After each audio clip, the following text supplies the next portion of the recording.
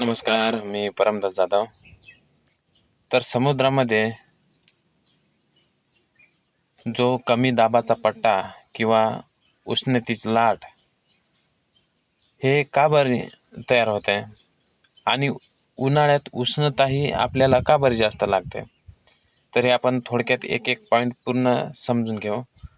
तर उन्हाळ्यात का उष्णता वाढते, तर याचं मुख्य कारण आहे म्हणजे जी पृथ्वी ही झुकलेली आहे.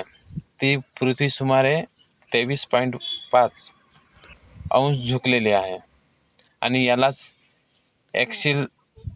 एक्सल टाईट असे म्हणतात. सूर्य जास्त वेळ तापत असतोय आणि त्यामुळे जमीन आणि हवा याच्यात जास्त गरम हवा आणि जमीन गरम होत असते. कारण उष्णता दिवसभर भरपूर उष्णता असल्यामुळे ही जमीन आणि हवा हे तापत असते आणि म्हणून उष्णता ही आपल्याला गरम वाटते. तर समुद्राचे पाणी हे का बरं आणि ते कसे गरम होते, तर सूर्याची जी उष्णता आहे ते सूर्यापासून येणारी जी उष्णता म्हणजेच सोलर रेडिएशन, ही उष्णता सूर्याच्या वरच्या जो थर असतोय त्या वरच्या थरावर उष्णता ही पडते आणि ते पडल्यानंतर ते पाणी हळूहळू ते पूर्ण पाणी गरम होते.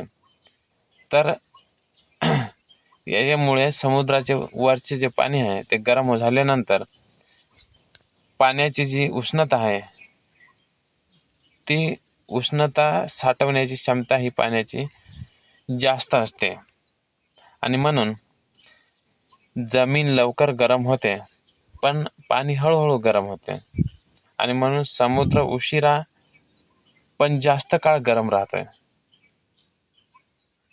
म्हणजे समुद्र हळूहळू गरम होतोय पण तो जास्त वेळ गरम राहतोय आणि जमीन ही जास्त लगेच गरम होते पण ती लगेच थंड पण होते.